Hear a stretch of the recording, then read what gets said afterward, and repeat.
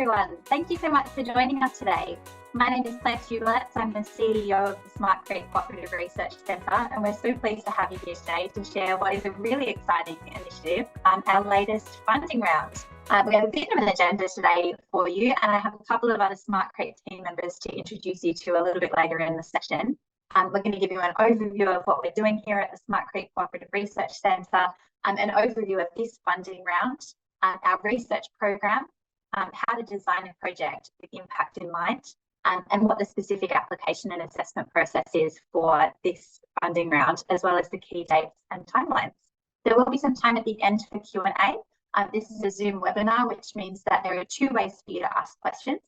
You can either pop your question into the chat box, which means it'll be visible to all of the participants, or you're welcome to use the Q&A function as well, which will come through to all of the panelists.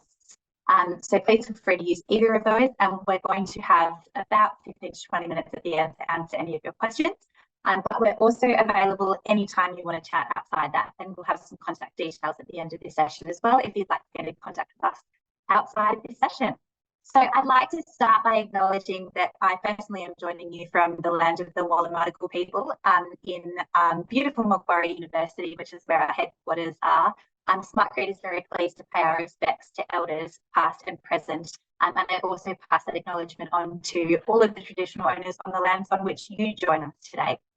So yeah, thank you so much again for joining us. It's fabulous to have you all online.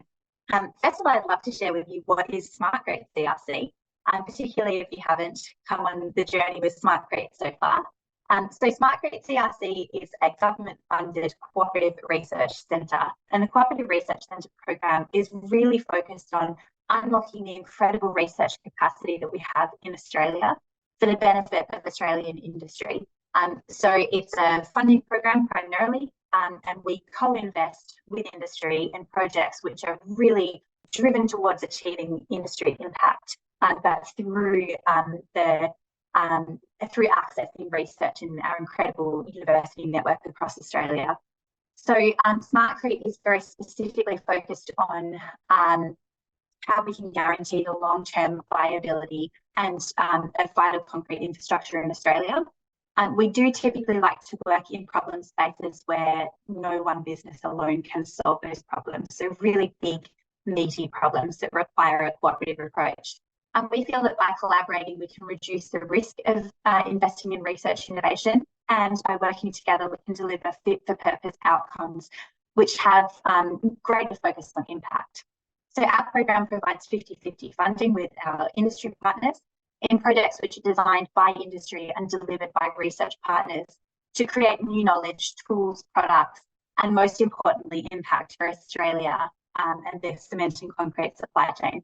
So in terms of the program objectives, we're looking for products that really demonstrate that industry research sectoral collaboration. We do really celebrate when projects can bring in SME participation, and we're looking for projects which have very clear demonstrated impact. And we'll go into all of these in a little bit more detail as we talk through how this fund is going to work. And what we're looking for is really demonstrating that research is aligned to industry needs, but also that we're able to increase industry capability through the research program. And fundamentally, we're looking for projects which help improve competitiveness, productivity, and sustainability for industry participants and the broader Australian concrete sector. So many of you on the line are probably already very well versed with concrete and the place that it has in the world and in Australia. You're probably also aware that concrete is the second most used material in the world after water, which was a fact that I found absolutely incredible when I came and joined the CRC. So in the world, we use 2 billion tonnes of concrete, or 2 billion tonnes is produced every year, which is pretty incredible, and 30 million tonnes is used specifically here in Australia. So it's a critical building material, which I think you can agree is quite literally the foundation of our built environment. It's been revered for millennia, obviously as a versatile, durable, cheap, workable building material, which can resist elements and create complex shapes and also hold up to great compressive stress. So coupled with reinforcement, the sky is the limit in terms of what we can build for our built environment.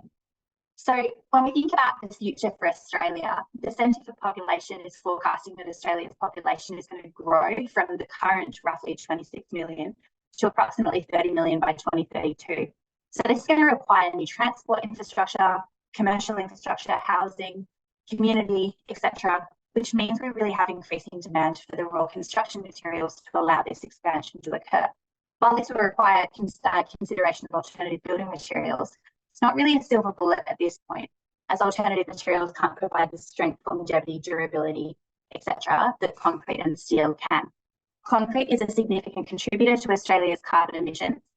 The main binder in concrete is cement production, which is classified as a heavy industry as it requires high temperatures and releases carbon dioxide as part of the clinkerization process. I should just say carbon, not carbon dioxide. I apologise for that. All of the technical people on the line might get a bit upset with me. Roughly 8% of global emissions are accounted for in the production of cement, 7 to 8%. So what we need is significant investment into research, innovation, development, and impact pathways to maintain access to this critical building material, support the decarbonisation of concrete, and also to secure the future of Australia's built environment. So SmartCrete's driving objective in this program is to unlock, as I said, that incredible research capacity in the Australian university network and benefit the Australian concrete sector and the broader concrete ecosystem.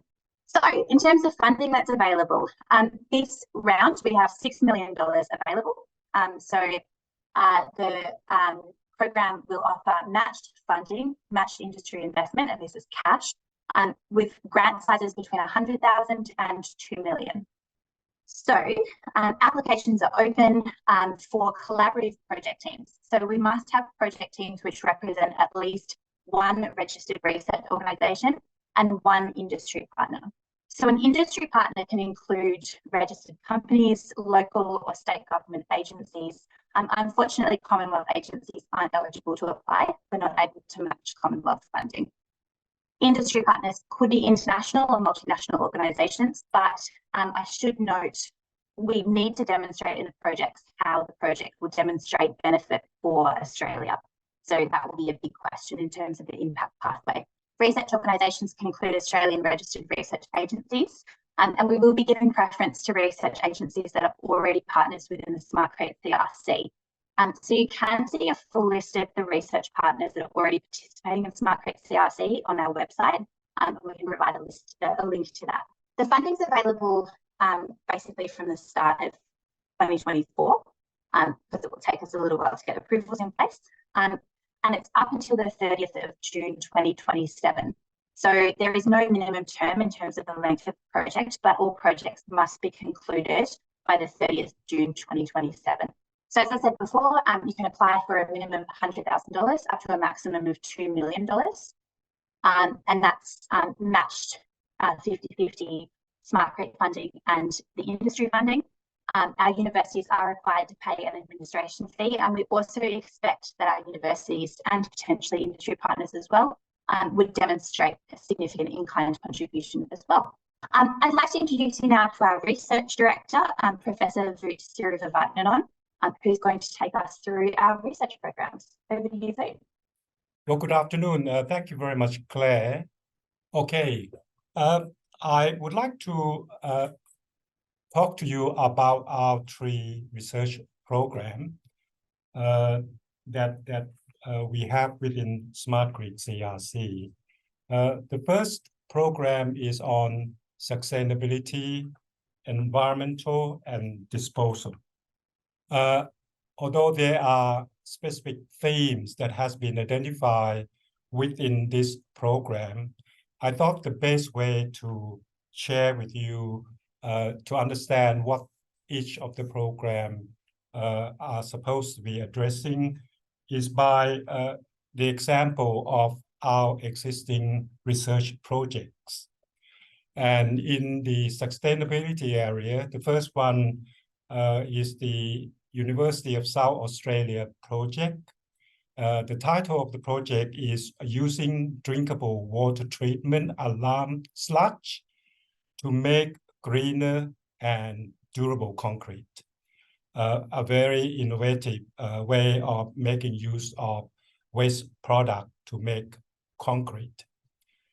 The second project is the University of Newcastle project, and the project addressed the development of eco-friendly concrete using industrial byproducts, and in particular, using the furnace bottom ash. This is collected from coal-fired power station in making use of it to make eco-friendly concrete.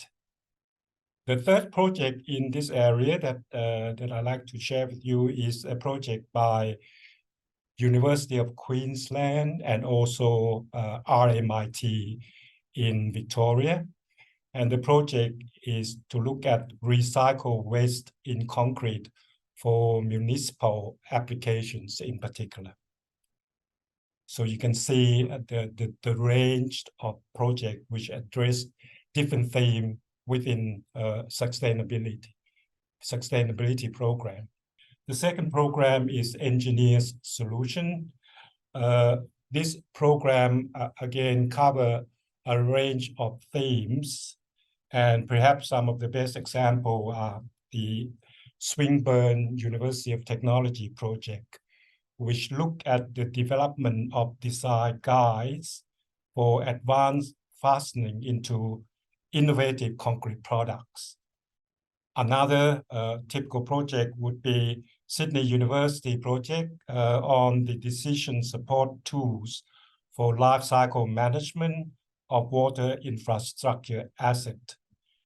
In this project, you can see that, in fact, the project used engineer solution to address asset management, basically. So many of our projects actually address more than just one research program that we have. The third one under engineer solution is a project by Curtin University, looking at the improving the durability of precast culverts in infrastructures. What's interesting about this project is that although this project is looking at culverts by the main roads, Western Australia, but what we know is that a number of other road authorities are obviously interested in the outcome of this particular project, for instance. The third research area is in asset management. And you can see the theme of this program in sensor solution modeling, new sensor development, lifetime prediction model. I have two projects as an example. One is a collaboration between UTS, Macquarie University, and La Trobe University. And this project looking at the development of digital twin model based on physiochemical and biosensor to estimate the end of service life of sewers. This is one of a number of our projects where we really see the collaboration between different universities to address a particular issue for our water industries. Both Macquarie University and La Trobe University have expertise in the development of sensor, and that basically has been used and worked with UTS in this particular project, for example. Next example for asset management is a project by RMIT in Victoria, Western Sydney University, and UTS. The title of this project is Digital Twin of Reinforced Concrete Infrastructures for Intelligent Asset Management. Again, it is really engineer solution using various technology and so forth in addressing the question of asset management, and in this case for infrastructures, above ground infrastructures, I guess, as compared to the underground water infrastructures. If you look at example of our projects within the 3 research programs. I think you probably can see that the key issue that some of these projects are addressing are the supply chain competitiveness to deliver, I guess, the outcome, the increased innovation in various ways, the end of, well, the objective of those projects are to enhance our asset longevity, and some of the projects are looking at obviously to the reduction in our emission, for instance. So projects can be formed under various research program as long as I guess it addressed what SmartCrete vision is all about for our concrete industry. This basically summarizes, I guess, some of the typical example of project activities, as well as what expenditure are eligible for support. So project activity, I think this is probably no strange to anyone. It may involve research, include data collection, analysis, and so forth. It could be completely laboratory experimental based, for which we usually like to see some field trial associated with any development in the laboratory. It could involve demonstration projects of the application of the technologies that been developed.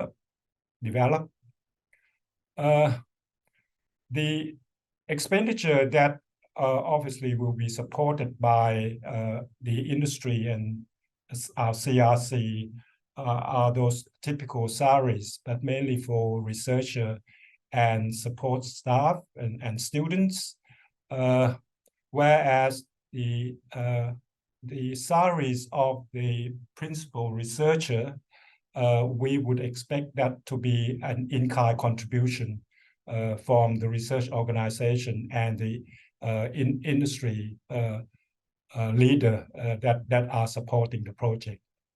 Direct support costs for the research and translation, I think that's well understood, research consumable and so forth. I think the cost, the item that I think some people may need to know is that major equipment will not be supported.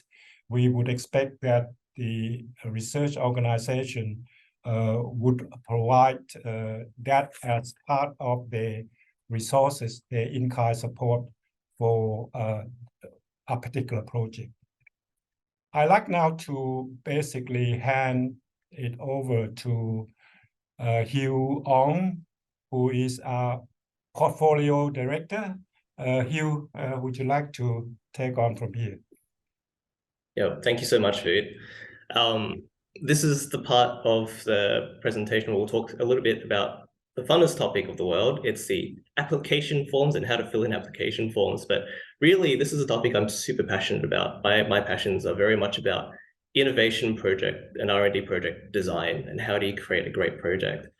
Two of the biggest lessons I learned early on in my career, number one, during my engineering career, was very much about, if you have the best idea in the world, if you have the best idea to solve a problem in the world, there's no point having something amazing if you can't capture and communicate what that idea is.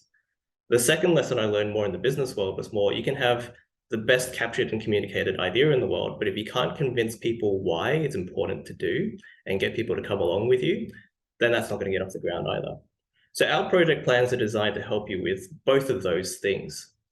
First of all, I'll start with a bit of housekeeping. When it comes to our project templates, you can find these on the SmartCrete website. I'll give you the link a little bit later on as well, as part of the funding guidelines webpage. There's two documents that you need to be aware of. The first one is the project plan template. It's a Word document that contains several sections for you to capture your project idea. And within this, you'll find a whole bunch of prompts that are highlighted in yellow. There's nothing worse than an empty box and you have to guess what content you're supposed to put in there. So what we've done is we've created a whole bunch of different questions that hopefully can help guide your answers for each of these different sections.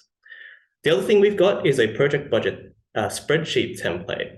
This will help you with calculating what those costs of your projects might be, quarter by quarter, budget line item by budget line item. And in this, you would capture both your in-kind as well as your cash budget items in here as well. Every single organization, every single grant, every single business will have different ways of creating project plans, and we all use slightly different buzzwords, and I'm sure all of you are very familiar with filling these different things in. So to help set you up with the SmartCrete specific things, what I thought I'd do is kind of talk about the generics and then start talking about the specifics. So a good project plan at the end of the day is simply just capturing a good old-fashioned, really high-level problem-solving process. And we all know the four sort of very high-level problem-solving process steps is number one, really define your problem well, then capture your hypothesized solutions. What are the things that you think will work to solve these problems? How are you going to measure the success of your solution to solving these problems? And how are you going to ensure that ongoing, enduring success of your solution in solving for that problem as well? To add a little bit of flavor to each of these steps, so defining the problems, this is really the narrative of your project. Why is there a problem? Who has this problem? How much value is this problem costing or preventing? What are the key root causes of your problems? Things like maybe cost or complexity or inefficiency or just general unknowns. The second step is thinking about the different solutions you have. What are your solutions? How will your project or your idea go about developing these solutions? What are the tangible outputs and deliverables that form these solutions? The next step is obviously measuring how successful your solution will be. How will you know that your solution is actually relating back to the problem and it's directly solving for that problem? Are you going to measure this against anything like a benchmark or a standard? And the last topic is the one that really makes or breaks a really good project, which is how will you ensure that there's enduring impact of this project? How will you scale things up in an enduring way? How will the change that's initiated by your new research solution be adopted by the industry at scale? And how will you ensure that that solution will be self-sustaining? How will it stay there forever and grow? And who will be those caretakers? So now that we have a really general high-level understanding of problem-solving processes, where do they fit within the SmartCrete specific application form? So we've got 4 key areas that capture project information. Those are the project objectives, the project methodology, the deliverables, and the impact summary. And all of these different areas relate back to that generic problem-solving process. I'm going to go through each of these different SmartCrete project plan specific areas one by one in a bit more detail. But like I said, you can also find this information, the prompts for these different sections in the project plan template itself as well. But just to give you a whole bunch of really helpful, useful tips for the things that specifically the SmartCrete team will be looking for when we assess whether or not a project is ready to go for funding or not. So number one, project objectives. This is really about capturing that narrative, like I said, and really capturing why. Why does a problem exist in the first place? A really useful piece of information is always starting with why. What value or cost does this have on the industry or on a specific business, on the society or on environment? Using statistics wherever possible as well. If you've done calculations, if you have stats from certain sources, please provide those sources as well. That's really powerful in communicating just how much integrity is behind some of these numbers. And really spend that time to unpack the root causes of the problems. So it's not just a high-level problem, it's about what are those individual specific things that might be impacting that the research is specifically addressing. The next section is the methodology. So I'm sure as researchers, most of you will be really well versed in writing methodologies, so some of this might be very familiar to you. For our industry partners, this is something to consider as well. So really spend some time on really unpacking and defining the key research questions that you're looking to answer in this research. Those at the end of the day are your hypotheses, and how do we relate everything back to these core hypotheses? What activities will you be doing in order to prove your hypothesis? Is it building things? Is it testing things? Is it trialing things and so on? What inputs will you require? Before talked a little bit about what resources you'll need, what sort of costed items you'll need and in-kind items you need. So these might be things like materials, facilities, people. Also a really good section to think about what prior work you're building upon, what foundational work you're planning to build on as well, in order to execute on your research work. And of course, a really big one for me is measuring that success? What metrics are you going to be testing your hypotheses against? How will you define what success looks like? And this is the defining success part is really important for defining your deliverables, which is this next part as well. So defining deliverables clearly is incredibly important, especially when it comes to a project like a CRC style project where payment is released based on deliverables. So that's one reason to capture deliverables really well, because it makes it really clear that a goal has been achieved and therefore payment should be released. But not only that, it's a really good way to communicate expectations with your industry stakeholders. It's a really good way for us to be able to track how a project is going. Being super clear about how your deliverables is designed is a guaranteed way to have a successfully funded project. Definitions of success, like I mentioned before, is how do you measure whether or not you're complete? Is there a way to do acceptance testing? Is it through demonstrations, walkthroughs? Who signs off on these things as well? Is it the industry partners? Which stakeholders are the ones where you want to benchmark whether or not you've done something in a successful way? Similarly, but different, is definitions of done. This is more about whether or not your deliverables are complete. So is it about a quantity of something that's been completed? Is it about a certain form factor it needs to be able to achieve? Is it the features and capabilities of something that you're trying to design? What are those things that really tell you whether or not your thing is done and you can move on to the next thing? And lastly, be super clear about priorities, especially in research, innovation, R&D projects. Not all the things that you set out to do may be achievable. You might want to be really clear about what your must-haves are versus your nice-to-haves are. And if you're feeling generous and some things are a bit ambiguous, think about creating a Moscow prioritization summary somewhere within your project application as well. So that way you can be really clear about what are the must-haves, should-haves, and could-haves in your project and what won't be done in the project. Some of the things that won't be done in the project might be stuff that could be done later on in a subsequent project. And that's great because you're setting yourself up for the first piece of work, followed by the next thing, which could be research, it could be commercialization, it could be adoption, but some of that stuff may not be able to be done during the project. It's stuff to consider for later on. Another top tip for deliverables is to think about how you break those deliverables down. It's all well and good to have 4 high-level deliverables for a project that runs for 3 years, but what happens in month 16? What am I supposed to expect there?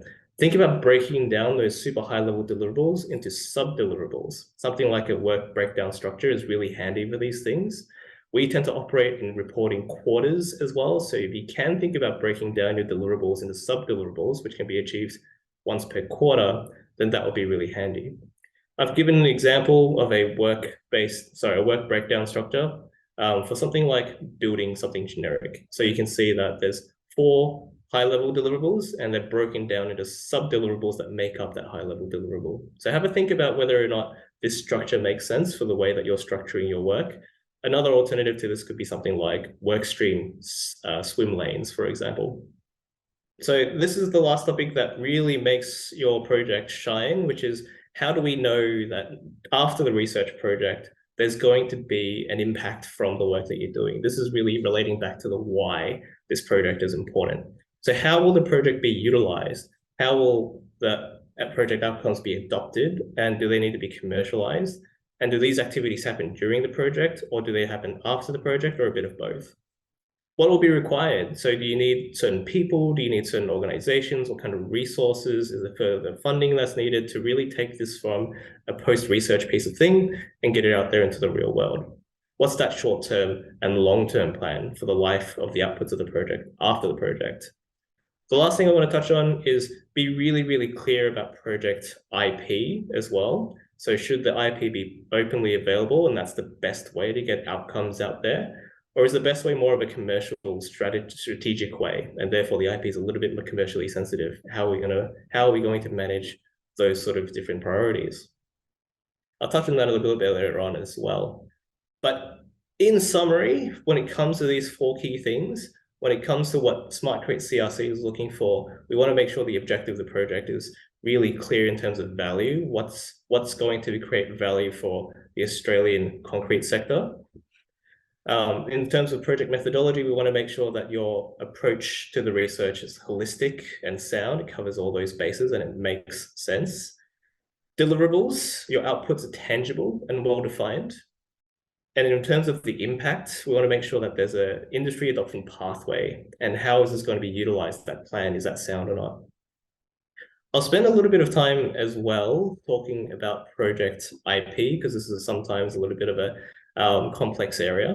So 3 key questions tend to be asked to me a lot. So number 1 is, what counts as IP? My first answer to that is your deliverables. The way you've described them, they're usually a good starting point. If your deliverables are well-defined, they're tangible, chances are that's probably the way you're going to capture your IP as well. So what counts as IP? Things like patents, circuit layouts, trade secrets, and copyrights might be the ones that are most relevant for research projects in concrete. Things like software and academic papers and so on, these are protected under copyright. The next question I get asked a lot is, what should I count as commercial versus non-commercial IP? And a good frame for that is, non-commercial IP might be stuff that benefits the whole of industry, and it makes sense to publish this widely and broadly and make it very publicly available. Some of the IP, like I said, is actually, it makes the most sense to be creating commercial advantage, and that commercial pathway is the way to sort of get this solution out there at scale to the industry. And in that case, IP ownership and licensing and those sort of considerations are things to have a think about as you create your project plan. The last question is talking about protecting IP. Should you protect your IP, and how you do that? The really simple answer, and this is a very complex topic, is patents should be considered to be registered either during the project, or even sort of as the project is being designed. Copyrights and circuit diagrams, they're the easy one, because the protection for copyright is free and automatic. And the trade secrets that you might have, so certain things might not necessarily be patentable or copyrightable things that might be of commercial or strategic importance, might be just kept within the project team and the industry partners group and the university group. And some of these things should just be treated as confidential information. So those are the 3 sort of high-level questions I tend to get asked when it comes to IP. So we'll just summarize then all the way back to what will really help to give your project success as well, in addition to the things I've talked about for the project plan. Number 1 is really demonstrating that you've secured that really strong commitment from the project industry partners and the research partners, having that collaboration, that strong relationship. So this indicators of this for us is not just cash funding, but we also look at what staff are being involved from the different partners. So whether or not subject matter experts are involved to help shape and create the right pathway for the research outcomes, and whether or not business leaders or just leaders generally within these organizations are involved as well to help to sort of drive the outcomes of this project into the organizations and out there into the real world. The other thing too is to really secure that engagement from enabling industry participants who may not necessarily be participants in the project, but they could be things like end users. They could be things like industry bodies and standing committees and so on. The third area that really helps a project shine is being really clear and holistically capturing your in-kind. Dr. Voot mentioned before about in-kind contributions that could be both staff as well as non-staff. So non-staff could include things like facilities and equipment. When creating your application form in this spreadsheet for the project budget, we've got a whole bunch of different examples and how that non-staff in contribution could be calculated. So just to help you out there. And of course, the big one for us is that projects that come through a CRC system ideally should be impact ready by the time that they finish the project.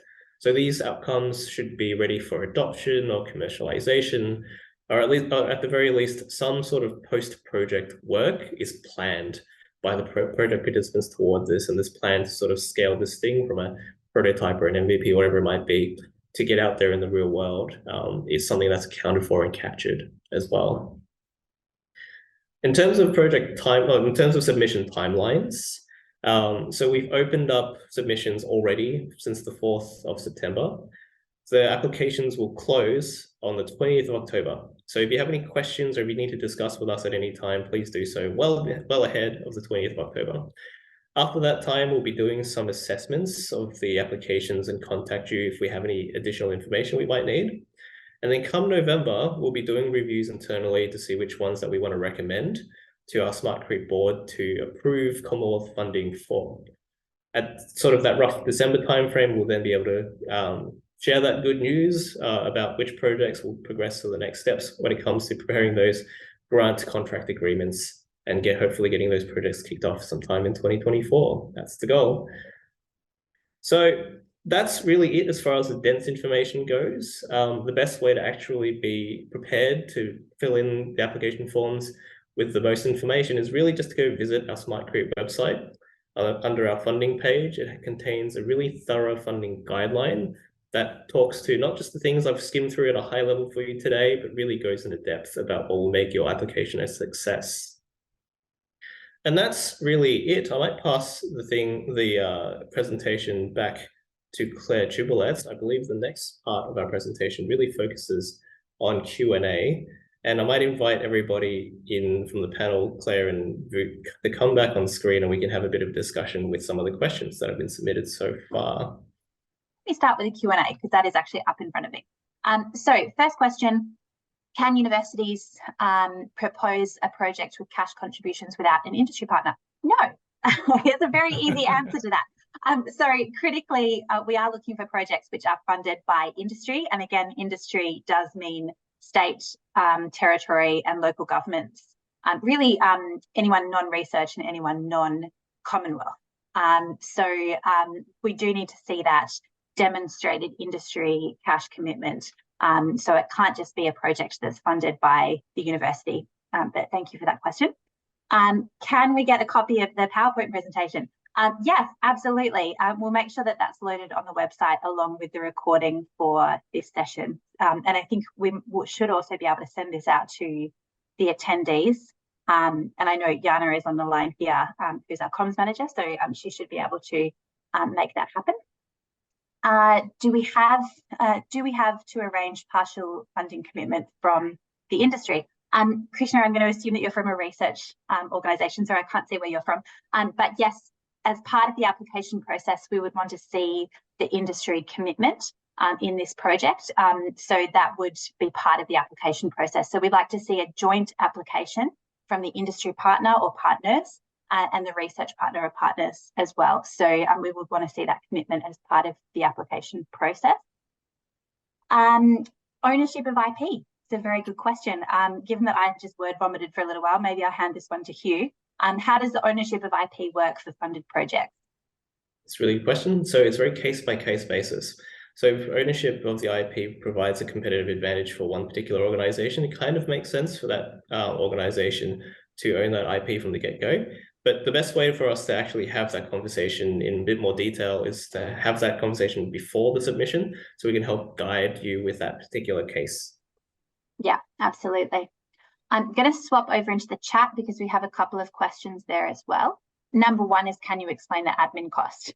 Yes, so essentially, if you have costs to administer your project, those would largely be applicable. So those might include things like the platforms that you need to use, the facilities, the equipment, that, you know, like basically just whatever you would need to deliver that project. That's probably a really terrible example of what admin costs can be. Yes. I think that question may refer to the 20% admin cost. Oh, of course. Oh, I apologize. Yes, the admin cost, of course. So it's an admin fee. So our university partners are required to pay a 20% administration fee for the administration of the grant. So that would be on top of the project costs. So let's say that the project is $200,000, so $100,000 from industry and $100,000 from the Commonwealth, and the university would contribute 20%, so $40,000 for the operation of that grant. So that does come from the research partner or shared across a number of research partners if there's collaboration there. And we're also happy if you have some questions as you're building your project budget. I'm very happy to talk to you directly about how that budget can be optimized to make sure that you're maximizing a Commonwealth grant. So travel costs and small equipment, are they eligible? Yes, if they are directly related to the delivery of the project. And then how many industry partners are required? A minimum of one, but given that this is about collaboration, and it is competitive as well, it's really up to you how to bring in as many relevant partners as are relevant. Also noting that growing project teams exponentially can add to difficulties in delivery. But it's a minimum of one industry partner. And what percentage of funding could be used for consumables, research, lab, etc. So we don't have direct guidelines in terms of percentages for the various budget components. So it's really just going to be a question of demonstrating effective delivery of the project outcomes. So it's really up to you to let us know what is required, so that we can assess the value for money in the budget that you've proposed. I might jump in here as well. Some of the ratios there might actually be dictated by the policies that your research organization might have internally. So each university might have a view on this. Not everybody does, but some universities might have a view of, in terms of research projects, what proportion can be used for these things. So I'd probably seek advice from your research office. In fact, if you're planning to submit a project to the CRC, seek advice from your project research office anyway. Chances are they'll have some really good advice for your submission as well. But best case scenario for us is that they might give us a heads up as well, which also helps in terms of setting us up to help assess your projects and review your projects as they come through. I just want to contribute. I think SmartCrete CRC obviously support very much the training of PhD students and postdoc and so forth. So we usually provide funding to support PhD students to attend conference for the transfer of the technology, and that previously there's a limit of $2,000 per student for the whole period of the project. Not sure whether that would still remain, but that has been used to support our students. Absolutely. Thanks for that, Boot. So again, I'm just carrying through the webinar chat, and I will swap back into the Q&A in a second because I can see some more questions there. So next question is, does the industry partner need to be a member of the CRC? Can it be two partners or just one a member of the CRC? For this fund, we're actually open to anyone. So you don't necessarily need to be a partner of the CRC as either an industry or research participant, but preference will be given to our existing research participants. But very open to industry partners coming from outside the current CRC membership. A question here that says, I'm a PhD scholar from India and I've submitted my thesis to a university. Shall I write this proposal for postdoc? You're very welcome to. If you're working with an Australian university for your postdoc engagement, then absolutely. Critically, we'd need to see that collaboration with an industry partner, as we've discussed already, but please feel free if you see this as being a valuable project for your postdoc tenure. Hi, Bijan. Good to see you online. Your question is, who initiates the application, i.e. does industry look for university partners or the other way around? That is a great question. We're very open to either of those. So whatever works best for you. But we do need to see that the research project itself is industry-led.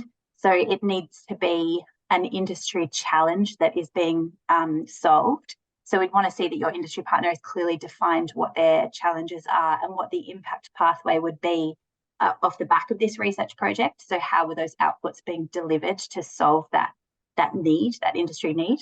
But I think, given Bijan, your fabulous engagement with industry and then many of the people online as well, that if that is led by the university and those industry partners are brought in by the university, that's also highly acceptable. So open to you leading that how you see fit.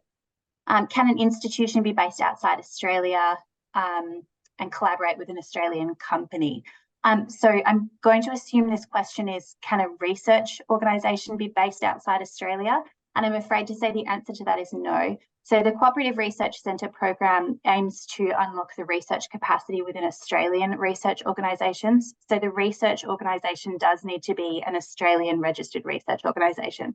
In saying that, we're very happy for international collaborations.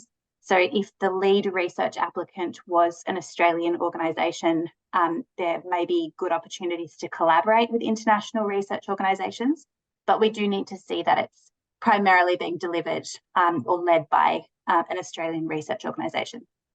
So will the CRC be able to assist in sharing contacts to facilitate collaboration?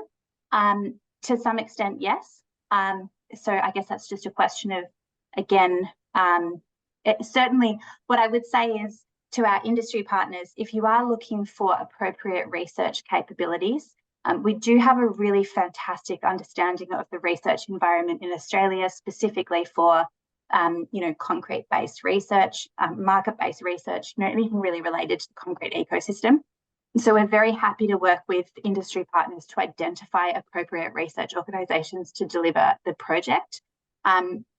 I guess it's a little harder going the other way in terms of helping to identify industry partners. But please come and speak to us if you'd like to potentially leverage some of our networks. And the last question I have here in the chat before, this Q&A before going back to the chat is, can a researcher from Australian University International Branch Campus act as the project investigator in an application with a multinational business with interest in Australia? Yes, technically that would be fine. Certainly if it's an Australian university, yeah, that's fine. We're definitely, again, open to multinational companies participating as the industry partner. Again, we just want to see that demonstrated public good outcome for Australia, which is one of the driving objectives of the CRC program. So, yeah, how will that IP or that project output in some way be used to benefit the concrete ecosystem in Australia would be the key question. But yes, technically that would be fine. Claire, while you're looking at that, can I just clarify the last question there from Q&A? I think the use of the word PI mean project investigator, which usually refer to the industry partner. So that question, I think the Australian University International Branch would become a CI, chief investigator, and not a PI in that particular case. Thanks, Boot. Which, yes, totally fine, again, as long as it's an Australian university.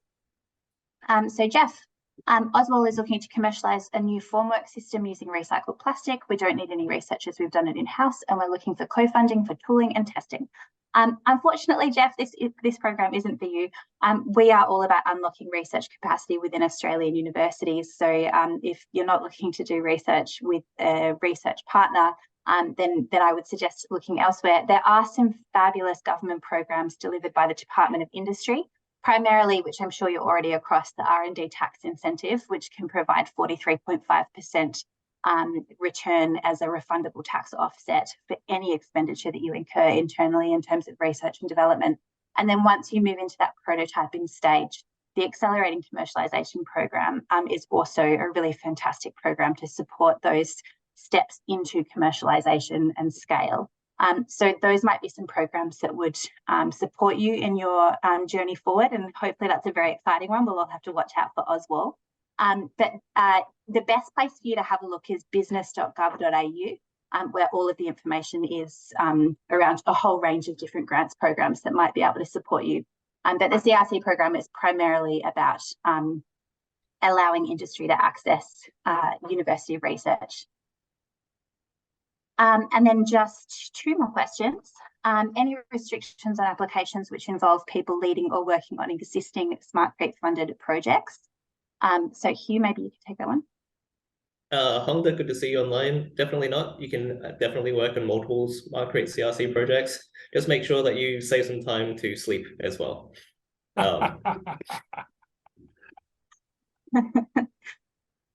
I think we answered this question already. Will the CRC be able to assist in sharing contacts to facilitate collaboration? Again, absolutely. If an industry partner is looking for appropriate research resources, please contact us. We're very happy to help you identify appropriate research capacity in terms of researchers looking for industry. It's possible that we might be able to support you with that, but we'd also be looking for you to help us through your established network. Did I also see one more Q&A? We should have been clear and just said either chat or Q&A because it's hopping between the two. Okay, does industry partner based in New Zealand classify as overseas partner? Their customers are based in Australia. An interesting one. Industry partners can be either international or multinational, so that is totally fine for a New Zealand-based partner, particularly if they have customers here in Australia. I think you will be have a little clearer pathway to demonstrate what is the impact for Australia. Technically, we would classify our cousins in New Zealand as international, you know, rather than a fabulous part of Australia. So it's fine for a New Zealand partner an industry partner to come and participate, not a New Zealand research partner. Again, just that question will be, what's the value for Australia? Great. Hugh, any closing remarks? No, done for me. I think we've done quite well in terms of timing. Amazing, yes. And I think it's great that we got so many questions from the audience. Yes, thank you all so much. And absolutely, questions don't stop there. Please reach out to us if you have any more questions as you go through the funding guidelines or the application process. We're absolutely here to help and very much welcome even early stage conversations about some of the broader ideas that you might have and how you can address the objectives of this program. So the easiest way to do that is the email address that Hugh had up before, which is info@smartcretecrc.com.au. If you send that through to us, it does come to everyone in the team and we can make sure the most appropriate person responds to you. But otherwise, we're really excited to see what you have in mind for this program. Applications close on the 20th of October, as we've mentioned. So we look forward to hearing from you sometime in the next month or so. Thanks so much for joining us today. Thank you, everyone.